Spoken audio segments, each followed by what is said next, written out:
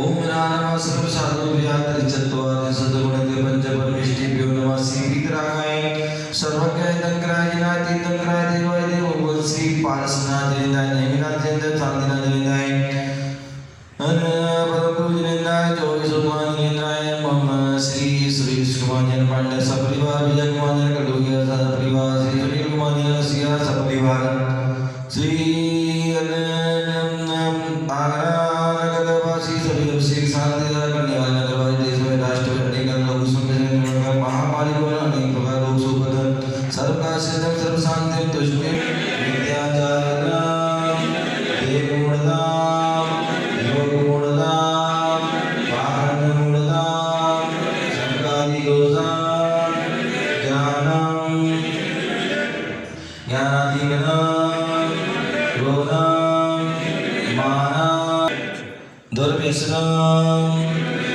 शत्रु विघ्न कुसंगति भावा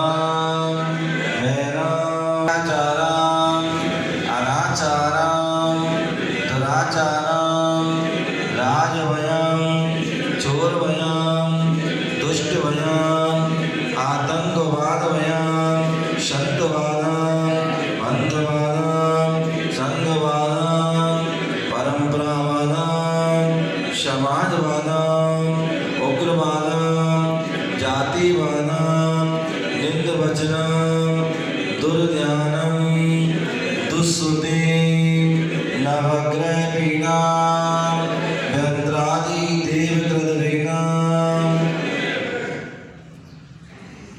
पारकृत चतुर्द्रव्यम परमंत्रम सर्वोपसर्गम आत्मध्यानम सर्ववेदीयम सर्वोन्यम सर्वकर्माष्टिकम ओम मूर्ति भगवते कृष्णादेशवते जो मूर्ति नमस्ति शांति शांति राज सर्वविघ्न सर्वलोका पत्रनाशनाय सर्वपरिकृत चतुर्भुज सुचामनाय ओम राम अस्या उषा नमः परम पूज्य आचार्य भगवान श्री गुरुदेव राजन संगमनि विष्णु श्री सुरेश कुमार पांड्या विजय कुमार गुरुमाय श्री गुरुमाय स्या नमस्कार श्री शांताकन्याय श्री दुर्गाजन सहस्र वेदो सतवलियन सहस्र वेदो श्री नगरवासी अन आगमन कर्मियों में सभी श्री शांताकन्याय देवालय नगरवासी देशवासी राष्ट्र निकाल गुरु संप्रच करने महामारी कोरोना सारे निकलो सुबह परि सरकार सिद्धम शासन प्रसाद शांति दुष्टिम पुष्टिम गुरु गुरु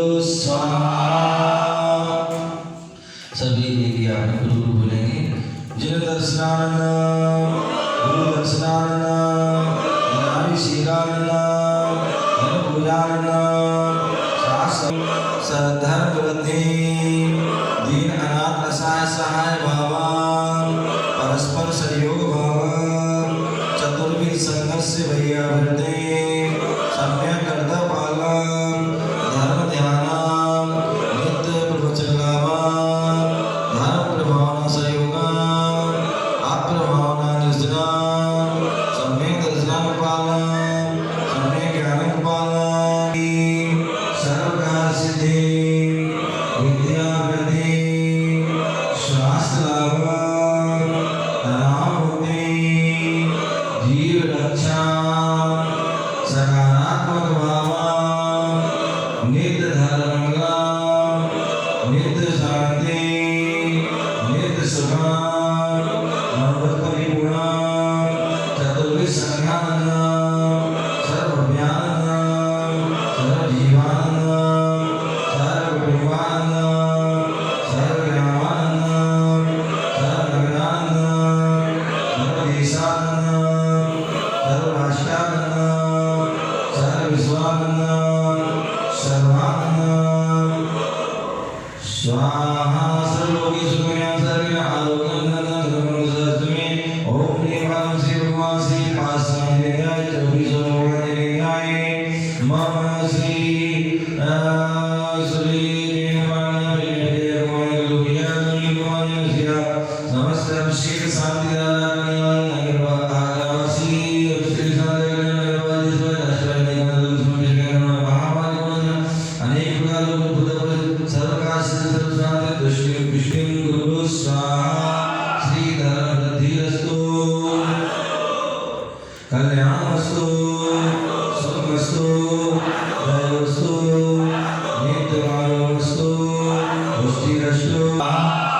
ह्रीं शीतलं जगत्शान्तिकाय सर्वशान्तिं कुरु गुरु स्वाहा। ॐ ह्रीं शीतलं जगत्शान्तिकाय सर्वशान्तिं कुरु गुरु स्वाहा। ॐ ह्रीं श्रीं क्लीं ऐं परमस्यां उदरमा सर्वैर्मा सर्वशान्तिं तुष्टिं पुष्टिं कुरु गुरु स्वाहा। ॐ ह्रीं श्रीं क्लीं ऐं परमस्यां उदरमा सर्वैर्मा सर्वशान्तिं तुष्टिं पुष्टिं कुरु गुरु स्वाहा। साथ आता है और ना ही कोई साथ जाता है, और जो फल भी भोगता है अच्छे बुरे, उस अच्छे बुरे फल को भी व्यक्ति को स्वयं भोगना पड़ता है। इसमें कोई किसी का जो है साथ नहीं देता है, ना ही कोई साथ दे सकता है, ना ही कोई साथ ले सकता है। एक अटल सिद्धांत है और इसको कोई झुठला नहीं सकता, कोई बदल नहीं सकता है। आपने सुना होगा भगवान नेमिनाथ भगवान यहाँ पर विराजमान है, मूल नायक भगवान में कर्म योगी मंदिर में आगरा में। और आपने सुना होगा जब भगवान नेमिनाथ को केवल ज्ञान की प्राप्ति हुई, उनका समोषण लगा, और जब समोषण लगा तो वहाँ 12 सभाएं लगी, सभी उसमें विराजमान।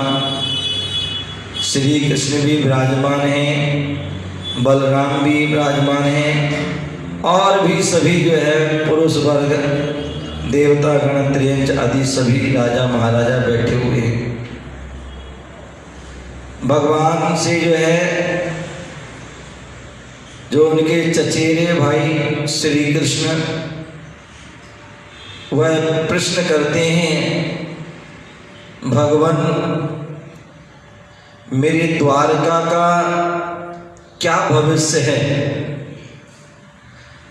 और मेरा क्या भविष्य है। तो भगवान की जो है वाणी खिली, और भगवान की वाणी में जो है बताया गया कि द्वारका नगरी जो है, जो तुमने बड़ी मेहनत से बड़ी उससे पुरुषार्थ से उसको तैयार किया, या देवताओं ने तैयार किया, बोले ये जो है जल करके 12 साल के बाद जो है जल करके भस्म हो जाएगी। बोले भस्म हो जाएगी? बोले हाँ। बोले किस कारण से, कैसे? तो बोले जो यादव जो गण हैं, तुम्हारी प्रजाजन हैं, वह शराब के जो है मद में इतने मदमत्त हो जाएंगे कि जो द्विपायन मुनि हैं इन पर उपसर्ग करेंगे, और इतना उपसर्ग करेंगे कि इनको गुस्सा आएगा, और इनके माध्यम से वह जो है द्वारका नगरी जलकर भस्म। अच्छा, बोले मेरा क्या भविष्य है? बोले तो उसमें कोई बचेंगे नहीं बचेंगे? बोले कोई नहीं बचेगा, केवल 2 लोग बचेंगे, नारायण और बलभद्र। श्री कृष्ण और बलराम, ये 2 बचे। बोले मेरा आगे क्या भविष्य है? बोले तुम्हारा भी जो है जरत कुमार के बाण से तुम्हारी मृत्यु होना है। सारा उन्होंने पूरा बता दिया। अब क्या किया? जब भगवान की वाणी है, तीर्थंकर की वाणी नान्यथा नहीं भाषणम, तीर्थंकर की मुनियों की वाणी अन्यथा नहीं। फिर भी उन्होंने क्या किया? प्रयास किया। भले भगवान ने कह दिया, लेकिन फिर भी हमें ऐसा नहीं, अन्यथा बहुत से लोग बोलते हैं महाराज जब भाग में लिखा है तो अब क्या करें, अब कोई बदल ही नहीं सकता, तो अब तो कुछ भी करना ही नहीं है, बैठो आराम से हाथ जोड़ के। नहीं, फिर भी हमें प्रयास पुरुषार्थ तो करना चाहिए, क्योंकि हमें नहीं पता क्या लिखा है, क्योंकि हम अवधि ज्ञानी नहीं है, ना ही मना पर्याय ज्ञानी, ना ही केवल ज्ञानी, और ना ही वर्तमान में ऐसा कोई ज्ञानी है कि कोई केवल ज्ञानी हो या कोई मना पर ज्ञानी हो, अवधि ज्ञानी है तो कोई का मिलता है कोई। तो इसलिए हमें क्या करना चाहिए, हमें जो लिखा है उसके भरोसे नहीं बैठना चाहिए, अपितु पुरुषार्थ प्रयास तो करने चाहिए। और उन्होंने यही किया कि जब उन्हें बताया गया कि जो है 12 साल में जो है इस शराब की कारण जलेगी, तो उन्हें सबसे पहला यही काम किया कि जो है शराब को नगर से, राज्य से जो है अलग जो है उन्होंने जंगलों में फेंकवा दिया। वहां द्वीपान मुनिराज को मालूम पड़ा कि मेरे द्वारा जो है नगरी जलेगी, जहां मैं एक छोटे से छोटे जीव की रक्षा करता हूं और वहां मेरे कारण इतने सारे जीवों की हत्या होगी, मतलब जो इनकी हिंसा होगी, जलेंगे, वो वहां से ही चले जाते हैं। 12 साल के लिए अन्यत्र चले जाते हैं। यहाँ जरद कुमार को मालूम पड़ा कि मेरे बाण से, मेरे द्वारा मेरे भाई की जो मृत्यु होगी, वो भी वहां से अन्यत्र चले जाते हैं। लेकिन कहते ना, होनहार बलवान होनी को टाल नहीं सकता। 12 साल के लिए चले जाते हैं और उसके बाद जो है 12 साल जैसे ही पूरे हुए, सोचते हैं कि अब तो 12 साल हो गए, अब तो कुछ नहीं हुआ, अब तो चलो वापस चलते हैं। और वह मुनिराज वापस आ जाते हैं, द्वारका के बाहर उद्यान में रुक जाते हैं। यहाँ जो यादव गण थे वो भी सोचते अब तो 12 साल हो गए हैं, चलो बहुत समय हो गया, पर्यटन के लिए नहीं गए, घूमने नहीं गए, चलो जंगल में चलते हैं घूमने के लिए। और वो घूमने के लिए चले जाते हैं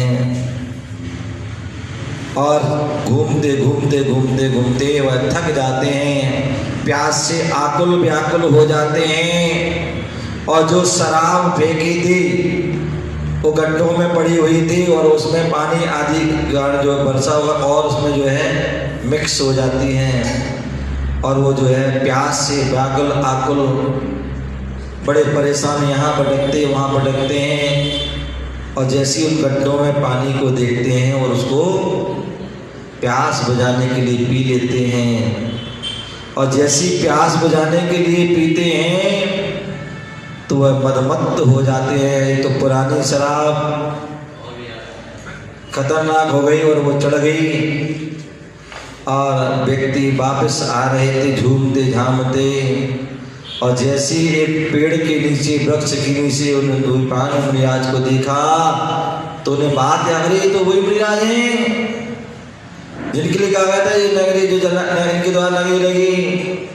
बोले अब तो समय निकल गया और जो है शराब के नशे में उन्मत्त हो जाते हैं, अदबा तदबा, क्योंकि शराब जो है व्यक्ति को जो है क्या कर देती है, उसके होश हवास जो है खो देती है, समाप्त होती है। और उसमें जो है क्या हमें कहना है क्या नहीं कहना है, बोले पागल जैसी उसकी दृष्टि हो जाती है। कभी माँ के लिए पत्नी बोल देता है, कभी पत्नी के लिए माँ बोल देता है, कभी पत्नी के लिए पत्नी बोल देता है, कभी माँ के लिए माँ बोल, उससे कोई मतलब सत असत का कोई उससे विचार क्या उससे बोल रहा है क्या नहीं बोल रहा है। और यही हुआ मुनिराज से अब शब्द आदि बोले। मुनिराज पर कोई पत्थर फेंक रहा है, कोई धूल फेंक रहा है, कोई अनेक प्रकार के जो इतना घनघोर उपसर्ग किया कि मुनिराज की जो है वह समता जो है, उनकी साधना जो है जब अति होती है तो इति हो जाती है।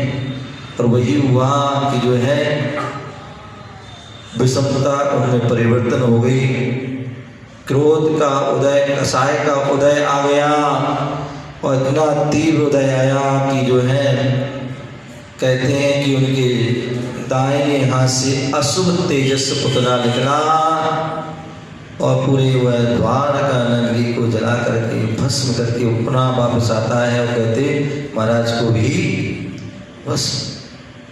दूसरा उदाहरण ये भी मिलता है शास्त्रों में कि जो है उन्नति हो जाती है, ध्यान रखना, बन जाता है वो नियम से जो है कहाँ जाएगा, स्वर्ग जाएगा।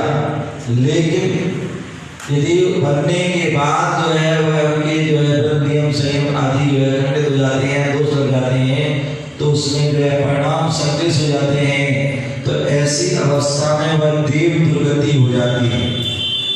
और उनका वही हुआ, देव दुर्गति हुई, वह अग्नि कुमार देव बने और वहां से आके देव जो है उन्होंने द्वारका नगरी को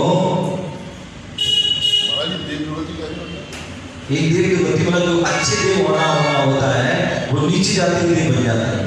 जिनको भुवनवासी होना और जो कल्पवासी देव होना था और वो भुवनवासी बेहतर ज्योतिष हो गए, या जिनको जो है सर्वार सिद्धि होना था या अनुदिश में नो ग्रेव में अनुत्तर में या जो है ऊपर सूर्य आदि स्वर्ग होना था जो पहले उनसे स्वर्ग हो, तो ये देव दुर्गति कहलाती है। तो अग्नि कुमार जो है देव, हाँ आचार पाद्य साधु ये उत्तम पात्र हैं। मध्यम पात्र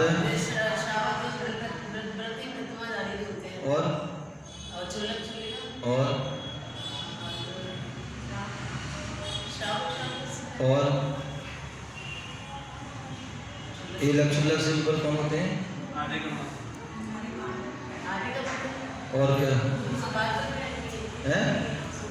क्या नहीं, उत्तम में तो मुनि है और क्या वो जो है नहीं, उत्तम में जो है मुनिराज, मध्यम में आरिका एलक क्षुल्लक वृत्ति,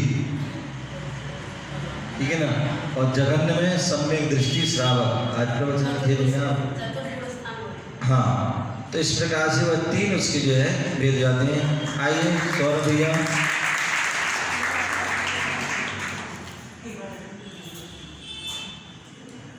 कल का कोई क्वेश्चन था? कोई नहीं था? है सारे बता दिए तुम लोग हैं? ऐसा पक्का ध्यान कर लो, पक्का बयान है। चलिए और आपके लिए बताना है, चलिए आपके लिए बताना है, मैं थी तो हरी क्यों, मैं थी तो हरी क्यों।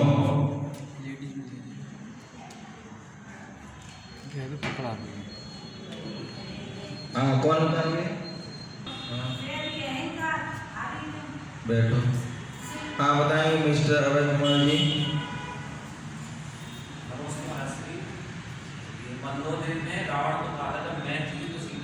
बहुत बढ़िया, जोरदार मंदोदरी सीता को और तपो में दुकान में बैठी रहे। चलिए जोरदार ताली जा दीजिए।